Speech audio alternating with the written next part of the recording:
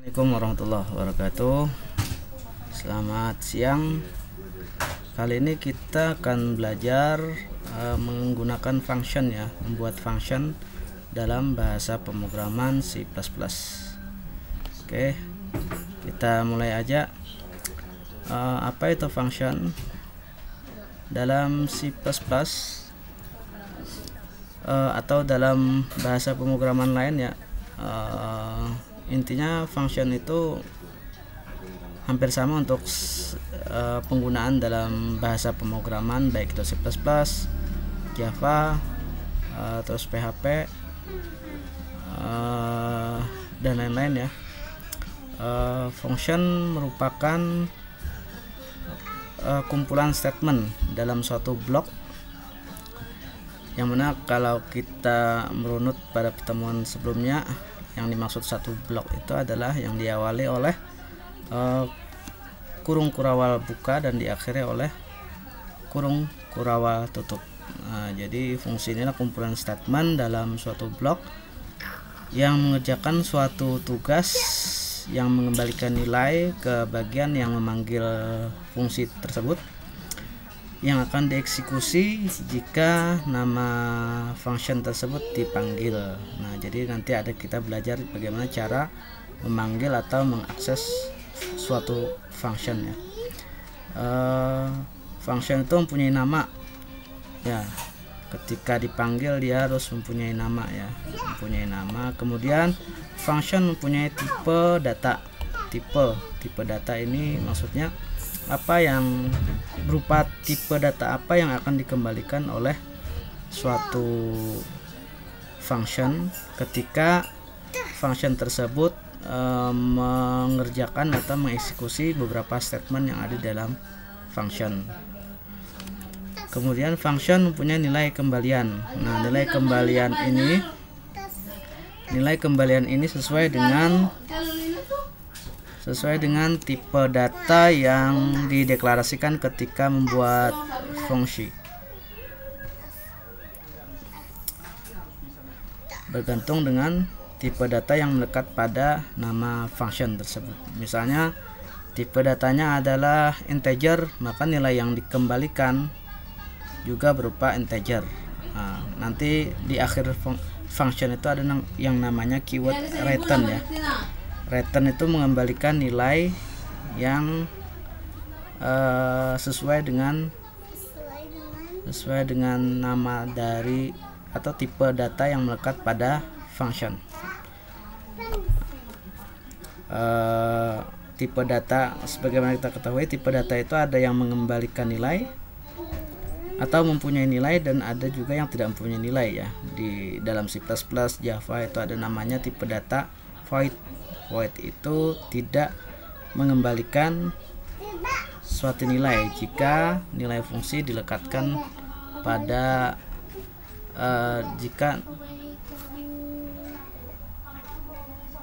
jika tipe data void tadi sebagai tipe data pada fungsi.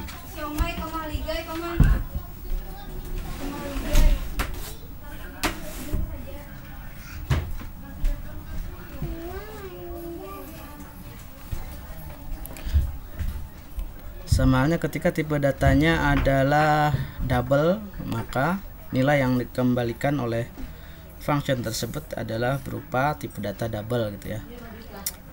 Dan tipe data yang lain yang pernah kita gunakan dalam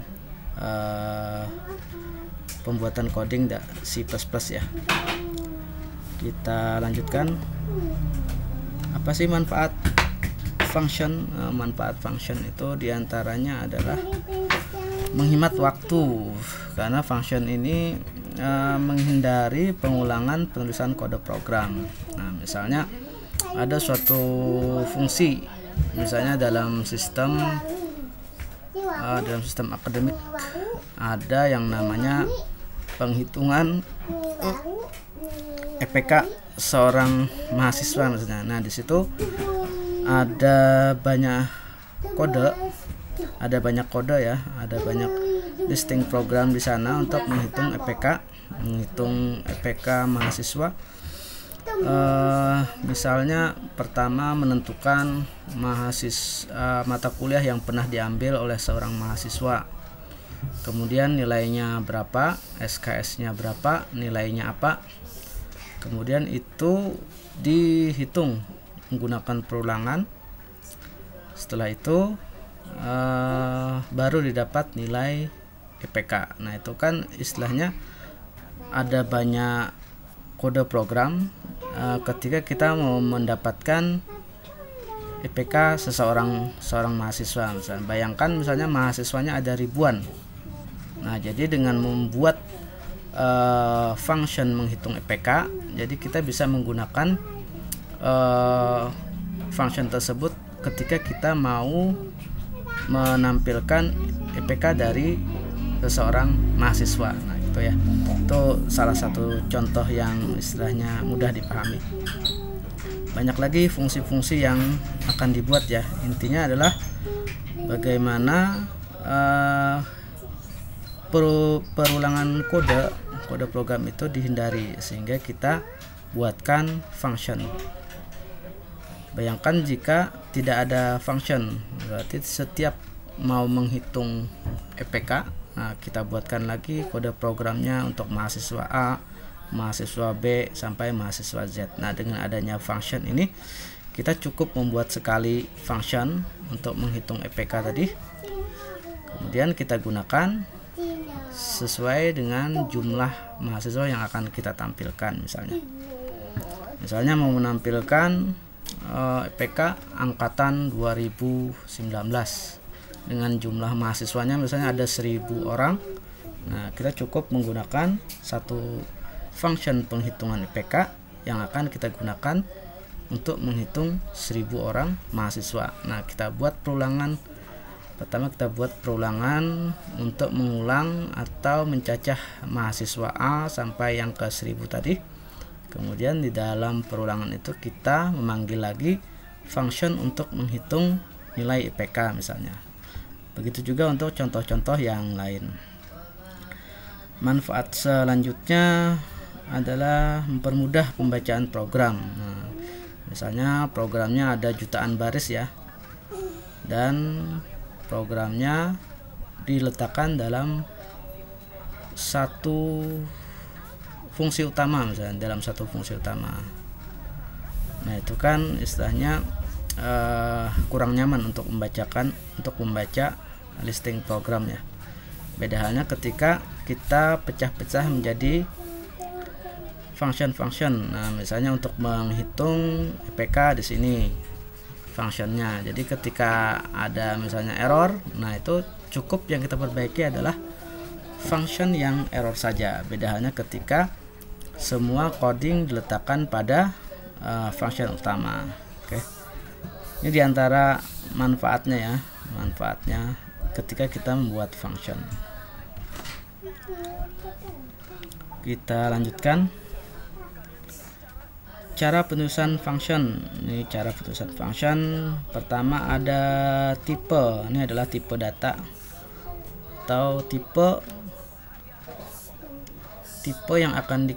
data yang akan dikembalikan oleh suatu function. Kemudian diikuti oleh nama fungsi. Nama fungsinya apa? Biasanya nama fungsi ini harus disesuaikan dengan tugas yang akan dilaksanakan atau dikerjakan oleh suatu function. Misalnya kalau tugas dari fungsi untuk melakukan penjumlahan, maka kita namakan di sini nama fungsinya adalah misalnya penjumlahan. Tipe datanya misalnya apa? Double atau float atau integer. Jika tipenya adalah integer, maka nilai kembali returnnya itu juga harus berupa integer. Oke, selanjutnya ada parameter. Parameter ini tidak ada istilahnya tidak ada jumlah pasti ya, tergantung istilahnya seorang yang membuat program itu sesuai dengan keperluan. Misalnya keperluan cuma 2 parameter cukup, maka dideklarasikan cukup dengan 2 parameter. Sini ada tipe data, nama function, kemudian isi dari function berupa parameter ya.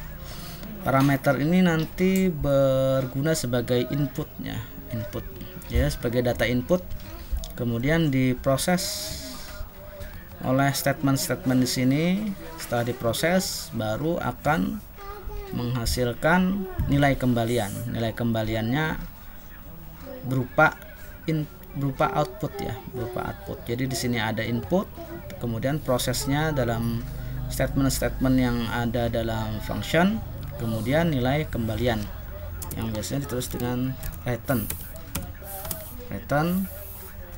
Nama variabelnya apa misalnya, yang sama dengan tipenya dengan tipe dari function ya. Oke, di sini tipe, untuk tipe ini ya, di sini ada penjelasannya. Tipe data yang akan dikembalikan oleh function ketika function selesai dieksekusi ya. Jadi ketika selesai eksekusi itu ada namanya nilai, pengembalian nilai ya, sesuai dengan tipe data dari fungsi tersebut. Ditandai dengan keyword return pada akhir function ya. Setiap function biasanya ada return, terkecuali ketika tipe datanya adalah void. Kalau tipe datanya void, berarti tidak ada nilai kembalian ya, tidak ada nilai kembalian, otomatis tidak ada returnnya ya kalau functionnya dalam tipe data menggunakan tipe data void. Oke, kita lanjut. Nama function disesuaikan dengan tugas yang akan dikerjakan oleh function tersebut. Parameter merupakan input bagi function yang akan diulah melalui proses-proses yang dikerjakan dalam statement-statement dalam function dan akan menghasilkan output berupa nilai kembalian dengan keyword return pada akhir function. Kemudian nilai kembalian atau return value bergantung pada tipe data yang dideklarasikan pada function. Misalnya tipe datanya adalah integer, maka wajib tipe datanya juga berupa integer. Jika tipe data dari fungsi adalah void, maka tanpa nilai kembalian. Oke, kita coba untuk mendeklarasikan ya. Di sini tadi penulisan, cara penulisan, kemudian kita coba mendeklarasikan function. Di sini ada contoh function ya. Function sekali lagi ada yang tanpa parameter, ada yang menggunakan parameter ya. Di sini seperti kita ketahui bersama tadi bahwa jika tipe dari function adalah void, maka dia tidak mengembalikan nilai ya, karena void. Di sini kita ada contoh function cetak info. Kemudian dalam function cetak info ini ada menampilkan display. Ini adalah function tanpa parameter. Kenapa tanpa parameter? Karena di sini memang tidak ada parameter yang dimasukkan dalam function ya. Di sini misalnya kita buat parameter, boleh apa enggak? Boleh. Misalnya di sini kita kasih parameter apa gitu ya. Misalnya kita parameternya string, misalnya nama. Kemudian dia akan mencetak nama, misalnya cout nama misalnya. Nah, berarti ketika kita memanggil function ini, kita juga harus memanggil nama functionnya beserta dengan parameternya. Parameternya juga wajib tipenya adalah string ya. Itu kalau di tanpa parameter. Oke. Dan untuk contoh function selanjutnya adalah dengan parameter dan nilai kembalian. Di sini ada nama functionnya adalah hasil kali, mempunyai dua parameter karena hasil kali minimal mempunyai dua parameter ya. Nama parameter pertama adalah angka 1, tipe datanya itu adalah integer. Kemudian nama parameter yang kedua adalah angka 2, tipe datanya juga integer. Kemudian dikembalikanlah nilai dari perkalian antara angka 1 dan angka 2. Nah, maka fungsi ini digunakan untuk menghitung perkaliannya, menghitung perkalian dua angka. Untuk pemanggilannya nanti kita di sini di contoh. Nah, ini contoh mengakses function ya. Oke, pada slide sebelumnya kita sudah mendeklarasikan dua function, yaitu function cetak info yang tanpa nilai kembalian dan tanpa parameter. Dan function yang kedua adalah hasil kali yang mempunyai nilai kembalian, karena tipe data dari function tersebut adalah integer, maka wajib mengembalikan nilai berupa integer juga. Hasil kali, untuk function hasil kali itu mempunyai dua parameter, yaitu angka 1 dan angka 2, dan tipe datanya berupa integer misalnya. Kita panggil di function utama, fungsi utama. Sini kita panggil fungsi cetak info. Yang kedua di sini adalah kita memanggil hasil dari hasil kali. Nama fungsinya adalah hasil kali dengan dua parameter, yaitu 5 dan 8. Nah, seharusnya nilai dari fungsi utama ketika dijalankan adalah di sini akan menghasilkan angka 40, sedangkan di sini akan menghasilkan dua kalimat ini ya. Pertama, dia akan mencetak display. Ini adalah fungsi tanpa parameter, kemudian ini fungsi ini tanpa nilai return. Oke, sedangkan yang hasil kali tadi menghasilkan angka 40, karena di parameter pertama tadi adalah 8 dan di parameter kedua adalah 5 dan 8 tadi ya. Oke, 5 dan 8. Oke, kita buat praktek tuh ya, kita buat contohnya ya.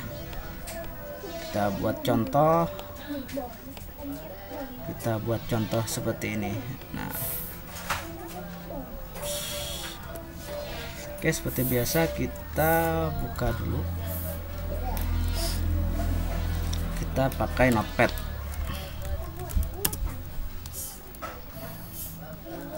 Kita simpan di desktop, ada CPP. Oke, di sini kita simpan di sini ya. Simpan, Ctrl S, kemudian kita letakkan di desktop dan CPP. Sini kita namakan function 1.cpp. Oke. Seperti biasa kita include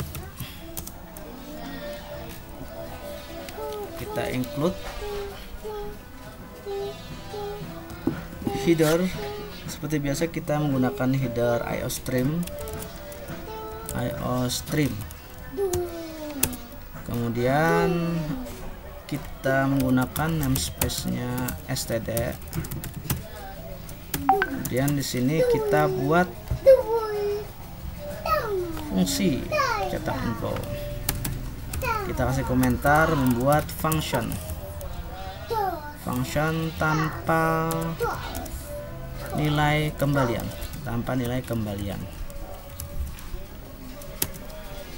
gunakan tipe data void. Sini void cetak info, kemudian blok. Oke, untuk ini ada yang penulisannya seperti ini, ada juga yang seperti ini ya. Intinya dalam hal compiler tidak ada yang salah, tergantung kebiasaan.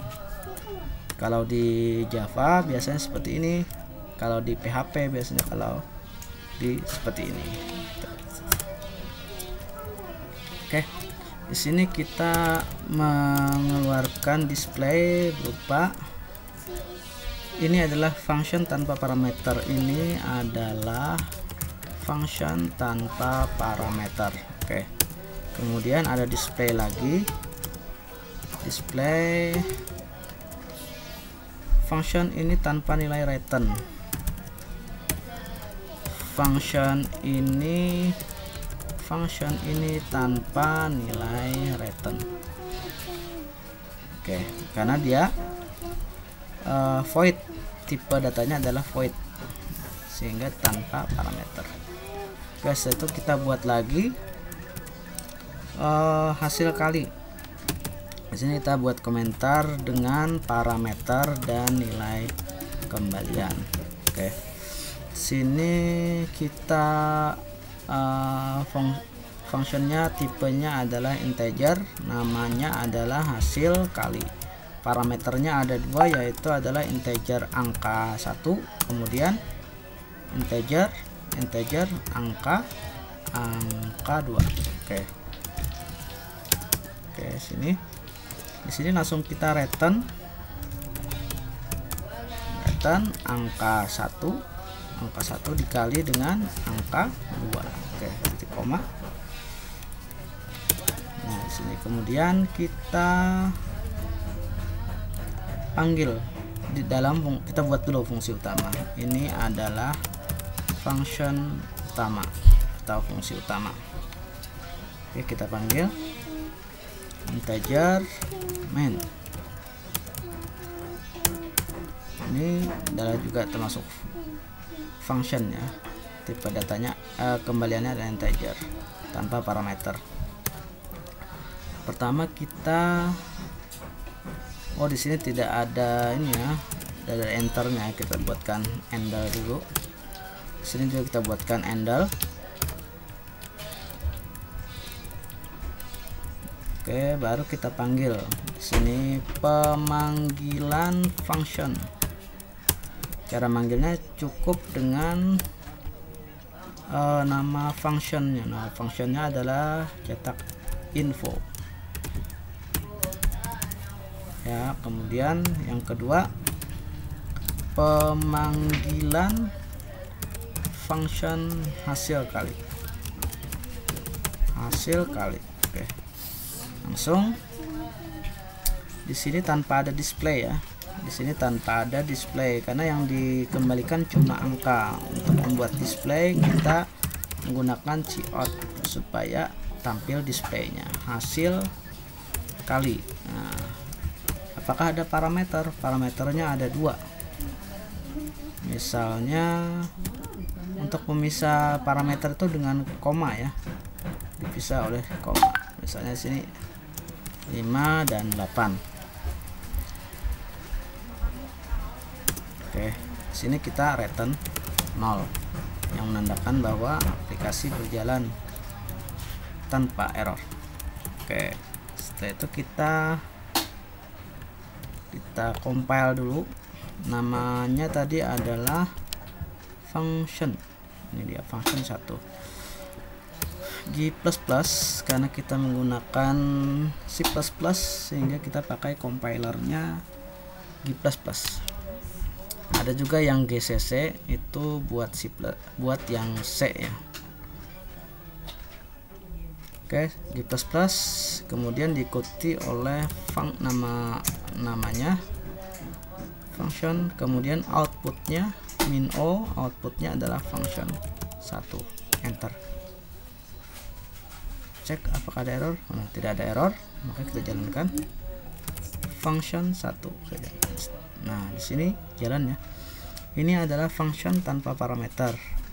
Function ini tanpa nilai return. Kemudian ada nilai 40. Nah, untuk lebih memberi, kita kasih lebih keterangan di sini ya.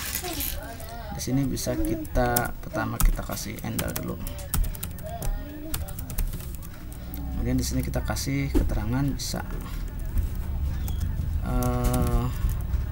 hasil pemanggilan function yang kita panggil tadi adalah namanya hasil kali, hasil kali 58. Oke, kita compile lagi. Ada yang error, hasil kali di baris ke 20, baris 20 di sini. Oke.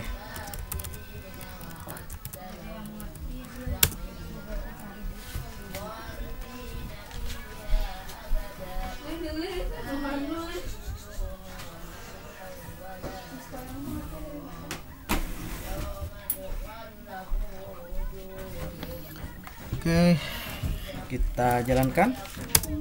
Nah, di sini ada tulisannya, ini adalah function tanpa parameter. Kemudian function ini tanpa nilai return. Hasil pemanggilan function hasil kali 58 adalah 40. Oke. Misalnya kita di sini kita rubah menjadi misalnya 100 dikali dengan 8 misalnya. Oke, apa hasilnya? Seharusnya 800 ya. Kita compile dulu, compile, kemudian kita jalankan function. Nah, disinilah sudah. Nah, apa yang dimaksud dengan ini kan cuma satu pernyataan, satu statement aja ya. Bayangkan jika hasil kali atau suatu function itu misalnya ada ribuan baris. Nah, itu yang dimaksud dengan istilahnya menghemat waktu programmer dalam pembuatan kode ya. Ini kan fungsinya cuma istilahnya cuma beberapa baris. Bayangkan jika fungsinya misalnya ada ribuan baris. Nah, itu ya. Oke, sampai di sini dulu. Semoga bisa dipahami. Assalamualaikum warahmatullahi wabarakatuh.